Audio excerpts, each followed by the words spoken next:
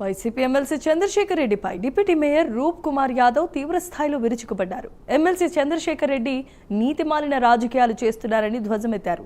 మంత్రి నారాయణకు వస్తున్న జనాదరణను చూసి ఓర్వలేకనే ఇలాంటి దుర్మార్గపు ఆరోపణలు చేస్తున్నారని మండిపడ్డారు. విద్యా సంస్థల ద్వారా చంద్రశేఖర్ రెడ్డి కోట్లు సంపాదించారని ఆయన అన్నారు. ఇక ఈ సేవలో పోటీ పడితే బాగుంటుందని రూప్ కుమార్ యాదవ్ హితవు పలికారు. రాజకీయాన్ని రాజకీయంగా చేయాలి, ప్లాంటేషన్ పాలిటిక్స్ ఇప్పటికైనా మానుకోవాల్సిందిగా హితవు పలికారు. చంద్రశేఖర్ రెడ్డి తీరు మార్చుకోకపోతే రాజకీయంగా తీవ్రంగా నష్టపోక తప్పదని హెచ్చరించారు. నీకు మాట్లాడేదానికి నోరెలా వచ్చిందా అని అడుగుతున్నా.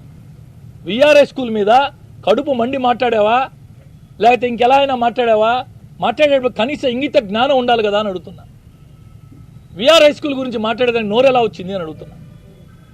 రాజకీయం చేయండి, రాజకీయాలు చేయాల్సింది చేయండి.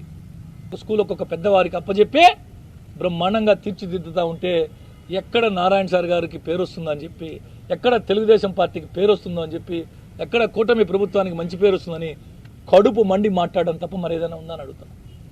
విఆర్ఎస్ స్కూల్ గురించి నువ్వు మాట్లాడావంటే ఒక విద్యావేత్తగా ఉండి నీకు నోరెలా వచ్చింది అని అడుగుతున్నా. మాట్లాడొచ్చా కనీసం? నిజంగా దాంట్లో ఉన్న తప్పులు జరుగుతూ ఉంటే వచ్చి తప్పు జరుగుతుందని చెప్పు, సరిదిద్దు. ప్రతిపక్ష పార్టీగా జరుగుతున్న లోపాలను ఎత్తి చూపించి దాన్ని సరిదిద్దే దానికి ప్రయత్నం చేయి ఒక మంచి ఆశయంతో. గతంలో నెల్లూరు జిల్లా నుంచి ఏ రాజకీయ నాయకుడు ఆలోచన చేయని విధంగా ఒక మంచి ఆలోచన చేసి బ్రహ్మాండంగా ఆ విధంగా తీర్చిదిద్దితే విఆర్ హై స్కూల్ గురించి మాట్లాడావంటే నోరెలా వచ్చిందా నీకు అని అడుగుతున్నా. నోరెలా వచ్చింది అని అడుగుతున్నా. ఆత్మ పరిశీలన చేసుకో. చంద్రశేఖర్ రెడ్డి గారు, నేను ఇందాకే చెప్పా, మొట్టమొదటే వేరే విధంగా సమాధానాలు చెప్పాల్సిన టైం మళ్ళీ వస్తుంది, చెప్తా. సబ్జెక్ట్ డివైడ్ అవుతుంది కాబట్టి.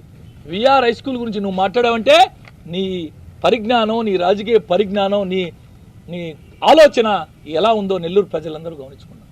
మంచి పని చేసేటప్పుడు వీలైతే అభినందించు, కాకపోతే గమ్ము ఉండు, లేకపోతే తీవ్రంగా నష్టపోతావు, తీవ్రంగా రాజకీయాల్లో నష్టపోతావు.